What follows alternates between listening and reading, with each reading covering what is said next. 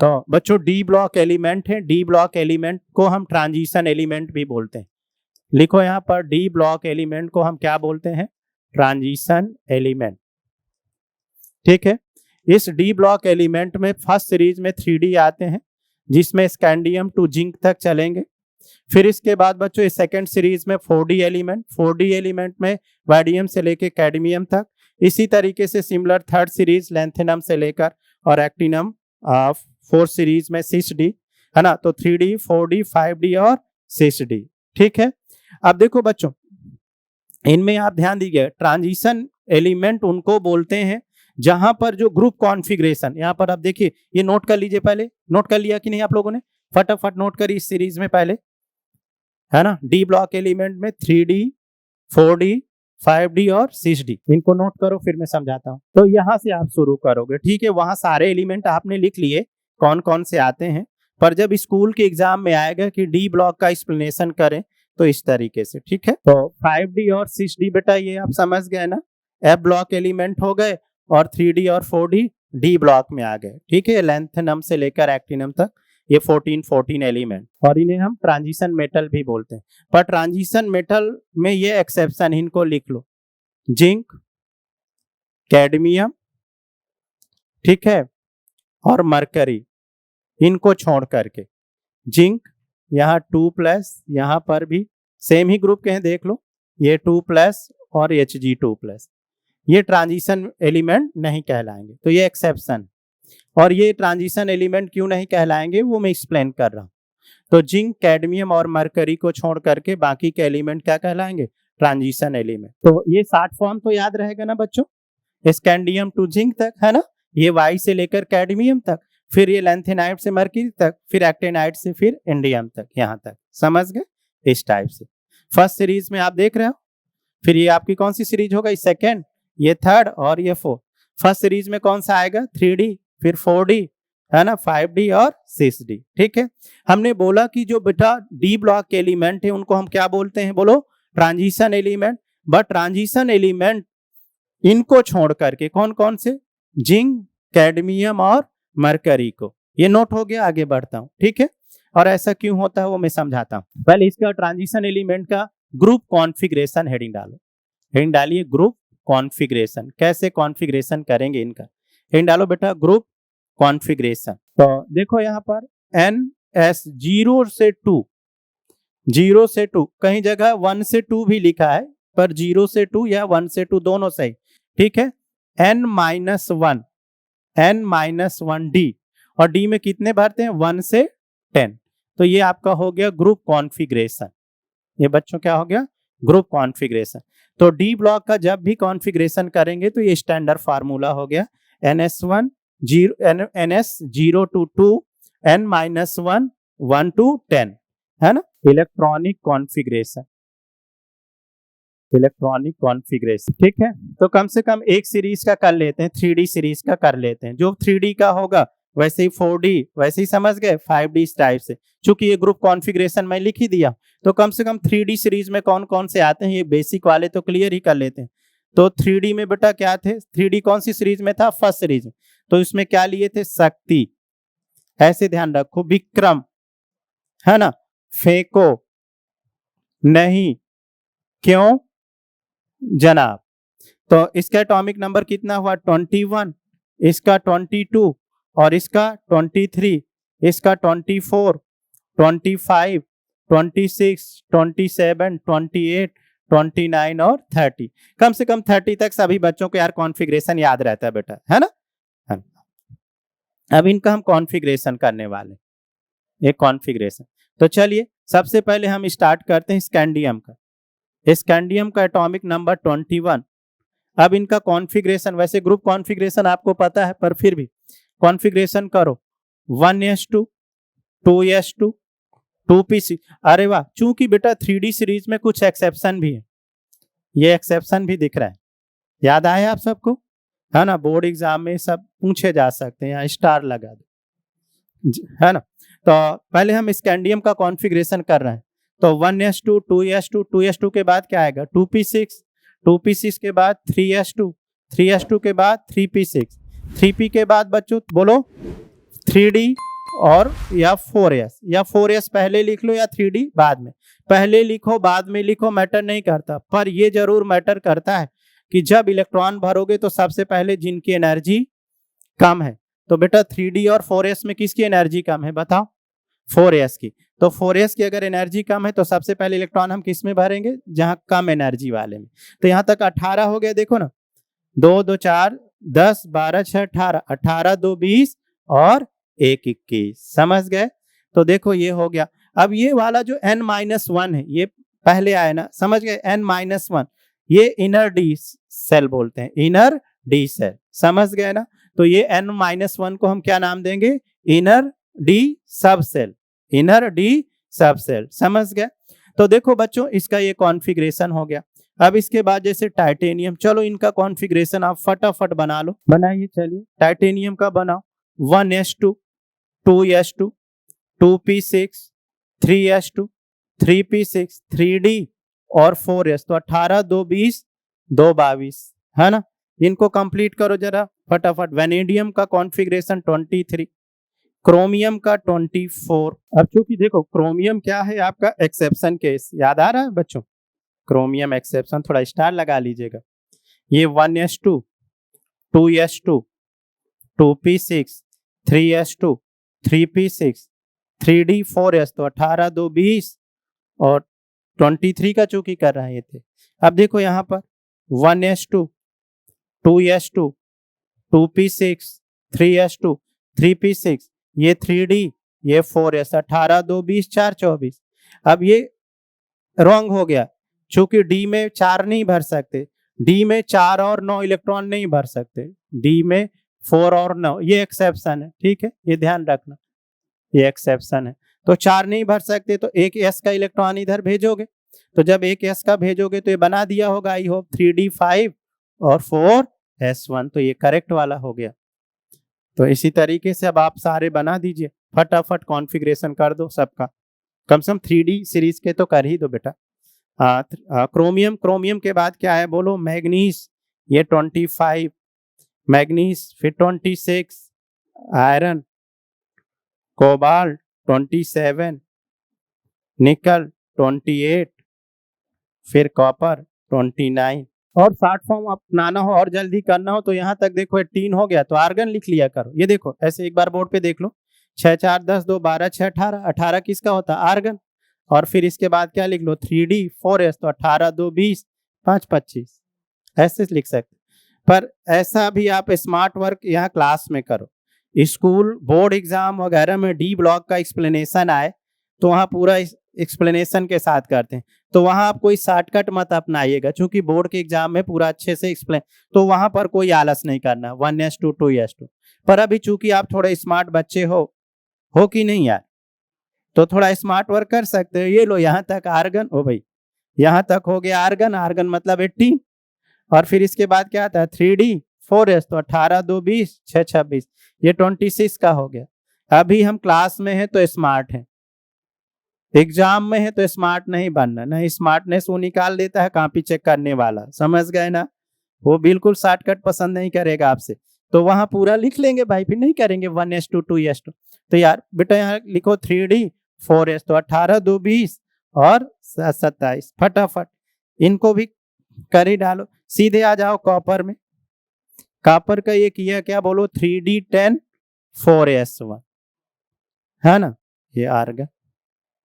और जिंक का भी 3d10 और ये हो गया 4s2। समझ गए? केवल 3D सीरीज। शक्ति, विक्रम, फेंको नहीं, क्यों जनाब। लिखो बेटा एक बार 3D सीरीज, एक बार फिर से, और इनका कॉन्फ़िगरेशन ऐसे लिखो, शॉर्ट फॉर्म अब लिखो, थोड़ा शॉर्ट फॉर्म, इनका कॉन्फ़िगरेशन शॉर्ट फॉर्म में लिखो। तो शॉर्ट फॉर्म में डायरेक्ट आउटर कॉन्फ़िगरेशन, तो आउटर कॉन्फ़िगरेशन में क्या लिखने वाले हो? 3d 4s, तो 18 2 20 21, ये 21 हुआ, चूंकि ये 22 हुआ, 23 हुआ, ये 24, ये 25 mn। भाई तुम कहाँ छूट रहे हो? ये आयरन 26, हाँ अब ठीक, 27 28 29 और ये रहा 30। तो इनका शॉर्ट फॉर्म कॉन्फ़िगरेशन फटाफट लिख लो यहाँ 3D 4S 18 2 20 2 22। ये आपकी हेल्प करेंगे डी ब्लॉक के सारे कॉन्सेप्ट को जब मैं एक्सप्लेन करूंगा।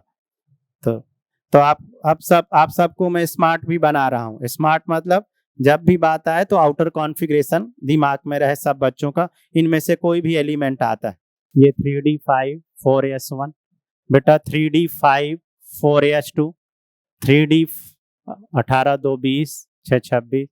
एक्सेप्शन देख लेना बोर्ड में थोड़ा आप लोग भी। 3D 4S 8 28, 3D 4S 9 और ये 3D 10 ये 4S। समझ गए? ओके, अब देखो यार, अब ये 3D हो गया, मान लो इसके बाद 4D है। हाँ मैंने बोला था ना, ध्यान देना, ये 3D 10 4S1 चूंकि एक्सेप्शन। शाबाश। तो ये 3D 4S1 तो 3D 10 और ये 4S1। अब देखो ये 3D हो गया, अब इसके बाद जैसे 4D में आएगा तो ये Y और फिर ये 4D के बाद 5D, यही तो थे और कुछ थे। ठीक, फिर एक्ट 6D, चलो ठीक है यहीं तक मान लो ये जो भी। अच्छा चलो 6D एक्टिनाइड ये हो गया। अब देखो ये 4D है पर आउटर कॉन्फ़िगरेशन तो यही रहेगा ना यार, 3D की जगह 4D हो जाएगा, है ना। 4D की जगह यहाँ क्या हो जाएगा, 5D हो जाएगा, 5D की जगह 6D। तो ये टॉप टू बॉटम हो गया। समझ गए ना? इसी तरीके से एक बार यहाँ पर भी देख लो, यहाँ पर क्या था, कॉपर के नीचे क्या था बताओ, सिल्वर, अरे Ag, और Ag के बाद Au, यहीं तक।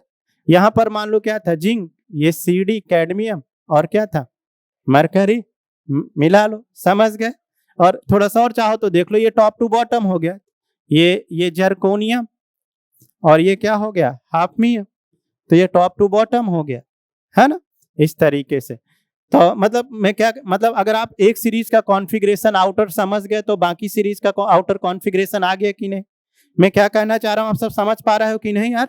जो कॉन्फ़िगरेशन 3D का था वही 4D का था, बस यहाँ 3D है तो यहाँ पर क्या हो जाएगा, 4D हो जाएगा। यहाँ बेटा क्या हो जाएगा, 5D हो जाएगा। कॉन्फ़िगरेशन तो सेम रहेगा ना यार, ग्रुप में outer configuration left to right change हो रहा है। ठीक है, इसी तरीके से यहाँ पर एक दो ऐसे एग्जाम्पल दे दिया।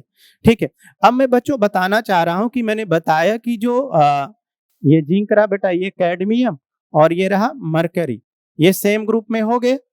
अब इनका कॉन्फ़िगरेशन देखो, मैं चलो 3D ना लिख करके यहाँ पर Nd और NS लिखता हूं, तो ये Nd10 NH2 N3D हो गया।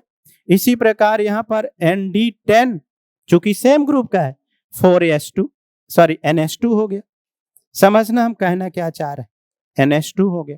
फिर इसी तरीके से Nd10 और यहाँ पर NH2। एक्चुअली जिनका कॉन्फ़िगरेशन D10 आएगा वो ट्रांजिशन एलिमेंट नहीं कहलाएंगे।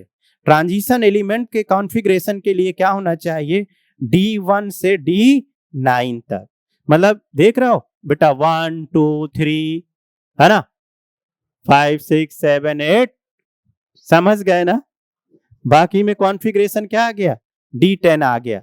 तो जहां D10 कॉन्फ़िगरेशन आएगा वहां पर हम उनको ट्रांजिशन एलिमेंट नहीं बोलेंगे। और वो देखो S इलेक्ट्रॉन हम भेजते हैं, S का भेजते हैं, नेचुरली D में कितने हैं 9, पर आप उसको भेजते हो तब जाके, समझ गए ना।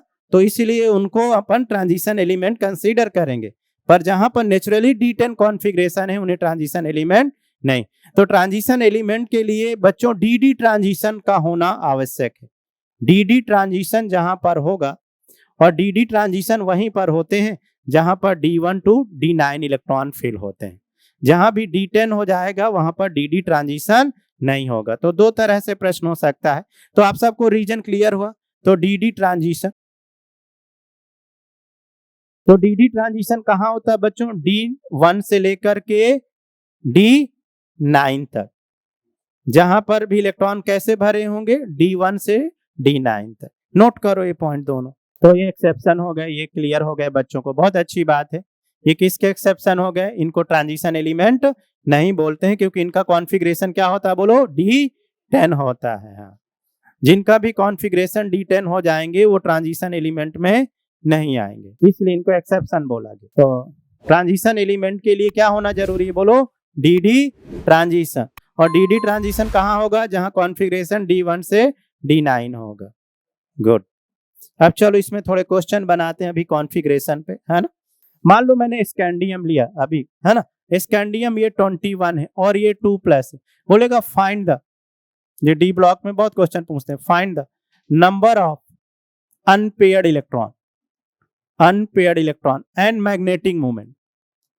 और ऐसे क्वेश्चन अपन फिर कोऑर्डिनेशन में भी आप फेस करोगे इन मेटल के टूवर्ड्स, तो वो आगे की बात है। पहले यहाँ एंड मैग्नेटिक मूवमेंट और मैग्नेटिक मूवमेंट को म्यू से रिप्रेजेंट करते हैं। तो चलिए इनका कॉन्फ़िगरेशन आप डायरेक्ट निकालो। कैसे निकालना बच्चों? हमने आपको बताया स्कैंडियम ये 21, यहां तक आर्गन हो गया। अब आउटर कॉन्फ़िगरेशन क्या लिए? 3D 4s 18 2 20 1। यहाँ कितना पॉजिटिव चार्ज है बताओ? 2। जितने पॉजिटिव चार्ज उतने इलेक्ट्रॉन निकाल दीजिए। निकाल दिए। अब यहाँ पर क्या बचा आपके पास? 3D1। डी पूरा सब सेल बनाइए, कोई आलस नहीं करेंगे, 5 बनेंगे। कितना इलेक्ट्रॉन है यहाँ? 1। तो एन की वैल्यू क्या आ गई? 1 अनपेयर्ड इलेक्ट्रॉन। समझ गए? अब अगर अनपेयर्ड इलेक्ट्रॉन 1 आ गया तो मैग्नेटिक मूवमेंट का formula mu equal to N और n+2, where n equal to number of unpaired electron. Value रखिए फटाफट। तो 1 + 2। ये छोटे छोटे क्वेश्चन बहुत एग्जाम में पूछे गए हैं। बीएम बोर मैग्नेटिक, बेटा ये यूनिट है, ये बोर मैग्नेटिक। टाइटेनियम 22 2+, क्रोमियम 24 2+, और chromium 24 4+। Number of unpaired electron and magnetic movement एक निकाल के बता दिए, फटाफट फाइंड हो जाने चाहिए बच्चों।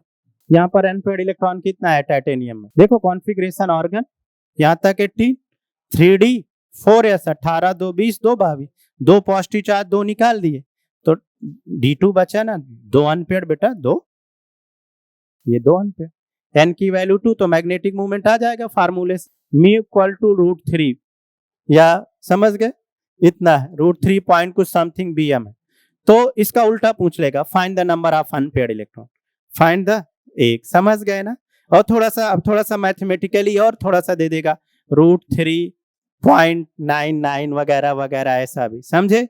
तो जो मैग्नेटिक मूवमेंट निकाले उसका वाइस वर्सा क्वेश्चन अपोजिट बना सकता है कि इसका मैग्नेटिक मूवमेंट इतना है, then find number of unpaired electron क्या होगा। तो दोनों तरह से सोचने की आदत डालें बच्चों, ठीक है ना।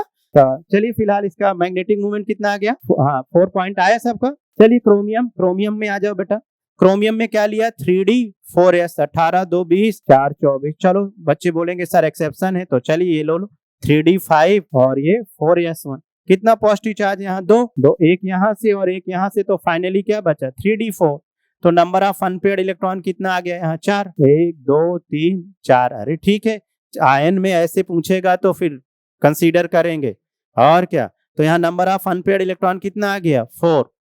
तो मैग्नेटिक मूवमेंट निकालिए फटाफट इसका, म्यू इक्वल टू √n+2।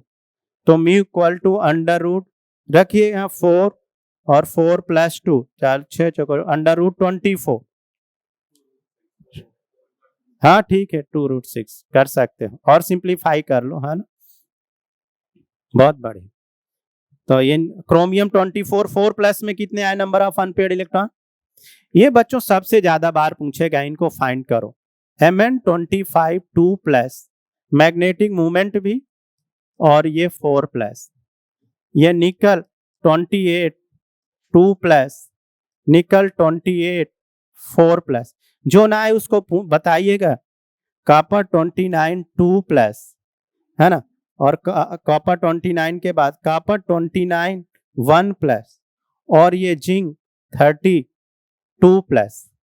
इन सब के फाइंड द नंबर ऑफ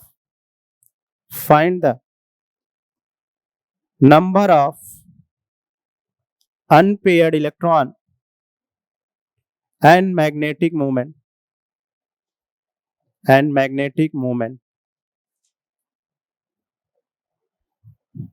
फटाफट ट्राई करो बेटा। तो इसमें कितने निकाले बताओ? सीधे आउटर कॉन्फ़िगरेशन लो, आर्गन और 3D 4s 18 2 20 5 25, ये 2 निकल गए। ये डी बनाया होगा आप सब ने बेटा, देखो 1 2 3 4 ये 5। नंबर ऑफ अनपेड इलेक्ट्रॉन कितना आ गया 5। समझ गए। जितने जैसे जैसे अनपेड इलेक्ट्रॉन बढ़ेगा उस एटम्स या उसका आयन की स्टेबिलिटी बढ़ेगी। मल्टीप्लिसिटी नंबर बोलते हैं। तो मल्टीप्लिसिटी नंबर जैसे जैसे बढ़ता है वैसे क्या बढ़ती, स्टेबिलिटी बढ़ती। तो यहाँ पर देखो ये सबसे ज्यादा स्टेबल हो गया क्योंकि इसका मल्टीप्लिसिटी सबसे ज्यादा है। ये सभी में सिमेट्रिकल भरे हुए हैं, ये भी ध्यान देना। जो भी कॉन्सेप्चुअल अच्छा पॉइंट है उनको लिख लिया करिए, है ना। बाकी के तो बेटा यहाँ एन की वैल्यू कितनी आ गई शाबाश 5।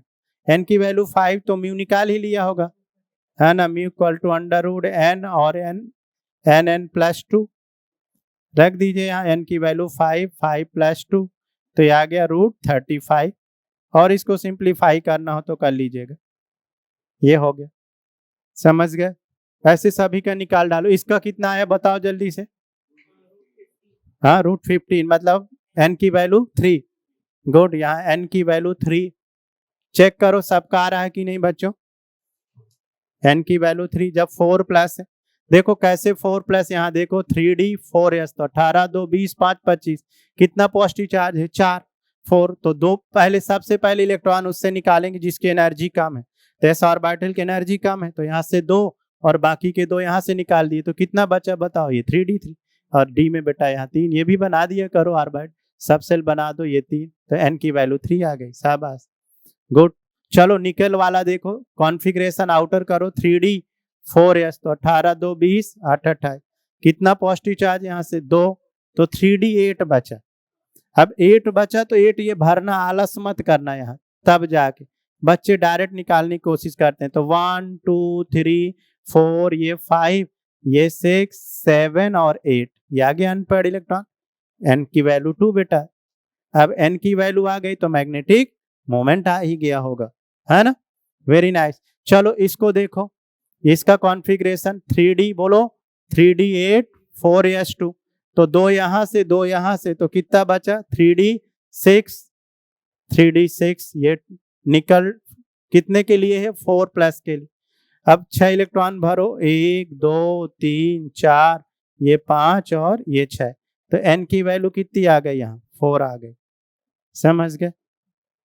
ओके चलो मैच कराओ। अगला देखो कौन सा लिया था मैंने, कॉपर Cu2+ लिया Cu2+। अब इसका सीधे कॉन्फ़िगरेशन 3D 4s तो यहाँ 4s1 और ये D10 ये कर लिया। अब कितना पॉजिटिव चार्ज यहाँ पर 2 तो एक यहाँ से और एक यहाँ से तो फाइनली क्या बचा 3D 9, है ना। अब देखो बच्चों अगर ये क्या बात है, कितना बढ़िया पॉइंट यहाँ पर अभी हम बताते हैं आपको। गुड।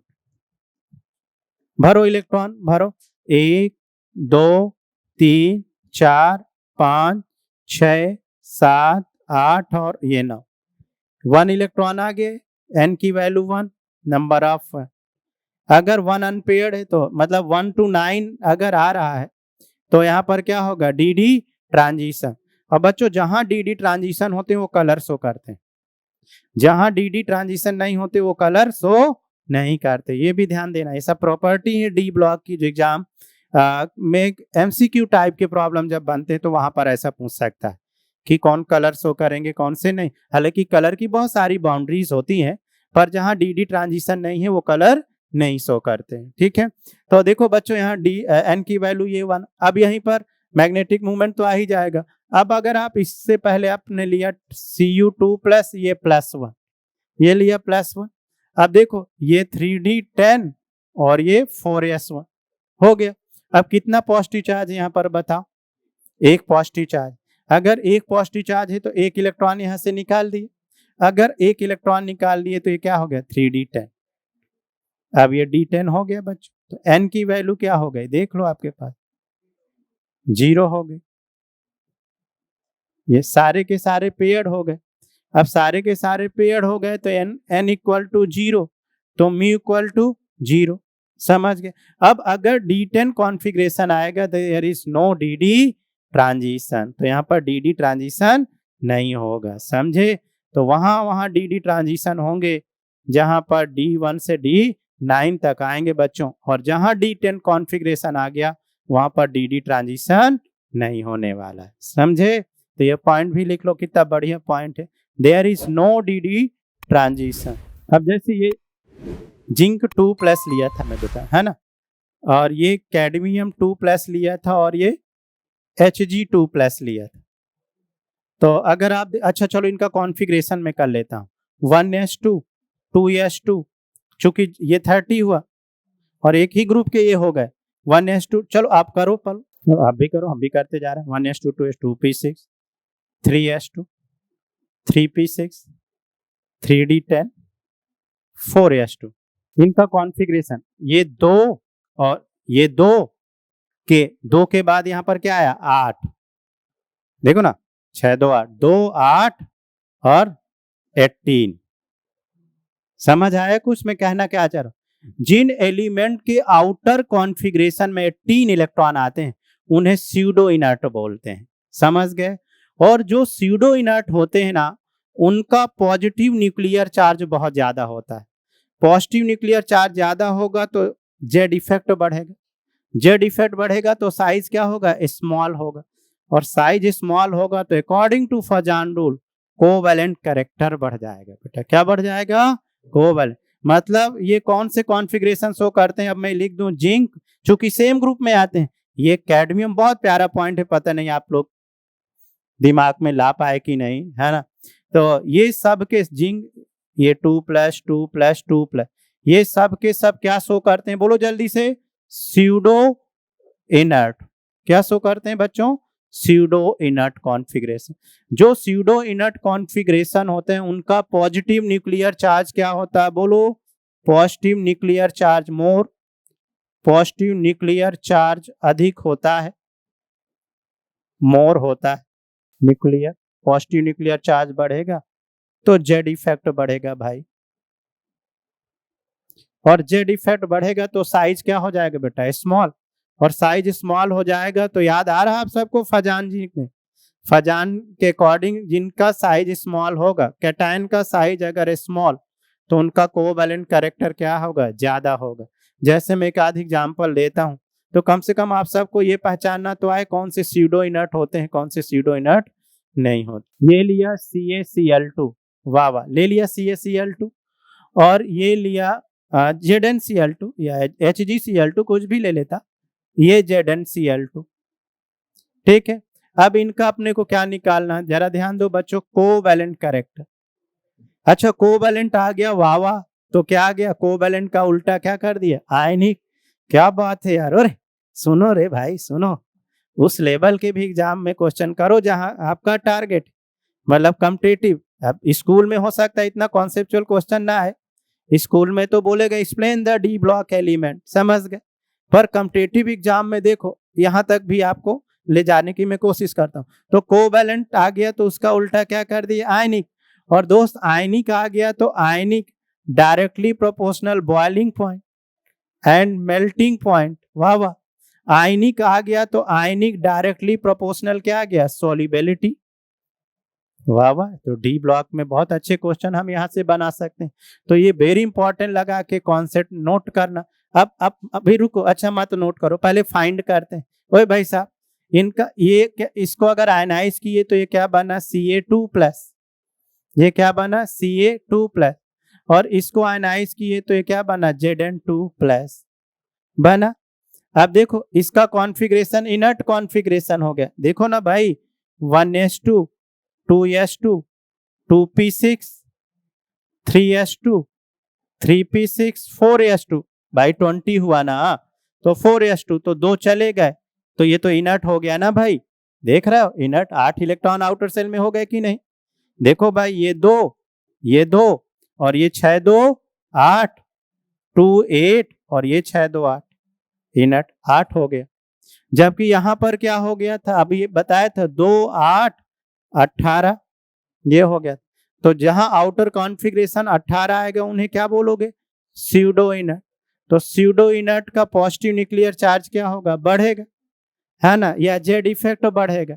जेड इफेक्ट बढ़ेगा तो साइज कम, और दो साइज कम तो कोवैलेंट कैरेक्टर बढ़ेगा। अरे ये तो मैं लिखा ही नहीं, साइज ऑफ कैटायन, वाह वाह, ये भी लिख ही देते हैं, साइज ऑफ कैटायन स्मॉल।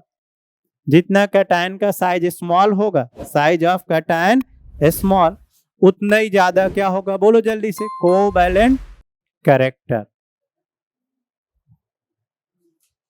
तो ये स्यूडो इनर्ट के कारण बेटा यहां पर क्या आ गया, स्यूडो इनर्ट। इन सब का क्या होता है, इमेजिनेशन एंड विजुअलाइजेशन। देखो कैसे, ये कैटायन का साइज, ये कैल्शियम है, समझते जाना बच्चों, ये कैटायन हो गया, ये कैटायन, और इधर क्लोरीन है, ये हो गया भाई साहब एनायन, ये एनायन हो गया, समझते जाना। इसी प्रकार ये जिंक, जिंक हो गया ये कैटायन, और ये क्लोरीन हो गया एनायन, समझते जाना। अब जिंक का मैंने बताया पॉजिटिव न्यूक्लियर चार्ज क्या है, ज्यादा, पॉजिटिव न्यूक्लियर चार्ज ज्यादा तो इलेक्ट्रॉन को अपनी तरफ अट्रैक्ट करेगा। जब इलेक्ट्रॉन जितना पास पास आएगा तो शेयरिंग करने की कोशिश करेगा, इलेक्ट्रॉन जितना शेयरिंग होता है उतना क्या होता है, कोवैलेंट कैरेक्टर।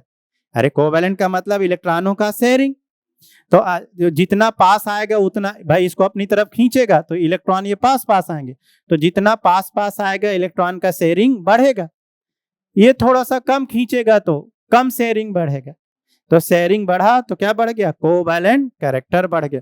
कोवैलेंट कैरेक्टर बढ़ गया तो आयनिक क्या हो गया, कम, आयनिक कम हो गया, समझ गए। तो अगर हम बात करें तो यहां पर कौन ज्यादा आयनिक हो गया, बताओ, पूरी अब कंप्लीट बात करो। मान लो इनका बॉइलिंग और बॉइलिंग पॉइंट आपको जानना है, तो सबसे पहले इनका कोवैलेंट कैरेक्टर बताओ। तो सबसे ज्यादा कोवैलेंट कैरेक्टर किसका हो गया, जल्दी बोलो, ZnCl2। अरे शेयरिंग बढ़ रही ना बेटा, अट्रैक्ट कर, खींच रहा, ZnCl2 का कोवैलेंट कैरेक्टर ज्यादा, और किसका, CaCl2 का कोवैलेंट कैरेक्टर का। अब ये कोवैलेंट आ गया ना, कोवैलेंट का उल्टा क्या कर दोगे, बोलो जल्दी से, आयनिक, तो ज्यादा किसका आयनिक हो गया, सा CaCl2, और फिर क्या हो गया, ZnCl, ये आ गया आयनिक। पूछने दो क्वेश्चन का जो मर्जी हो, बॉइलिंग, मेल्टिंग, सॉल्युबिलिटी, समझ गए। पर ये बेटा ये सारे कॉन्सेप्ट जेई में, मेंस में, एडवांस में, एनडीए में ये सब पूछेगा। वहां देखो, वहां तो इतना छोटा सा ओमार में ऐसा रहता है ना, वहां इतना थोड़ा बोलेगा एक्सप्लेन द डी ब्लॉक, वहां तो यही बोलेगा ना किसका बॉइलिंग पॉइंट ज्यादा, किसका कम, और 4 ऑप्शन में आपको फिल करना है, समझ गए। नोट कर लीजिए सब, वेरी हाईली कॉन्सेप्ट। अब वो क्वेश्चन के ऊपर डिपेंड है, जब आपसे मर्जी जो पूछना चाहे, कभी आयनिक पूछेगा आयनिक बता दो, बॉइलिंग पूछे बॉइलिंग बता दो, मेल्टिंग पूछे तो मेल्टिंग बता दो, सॉल्युबिलिटी पूछे तो सॉल्युबिलिटी बता दो। पर उन सबसे पहले आपको क्या निकाल लेना है, कोवैलेंट कैरेक्टर निकाल लेना, ठीक है। नोट कर लीजिए, अगली क्लास में मिलेंगे। नेक्स्ट हेडिंग डाल लीजिए एटॉमिक रेडियस, अगली क्लास में एटॉमिक रेडियस में बात करें।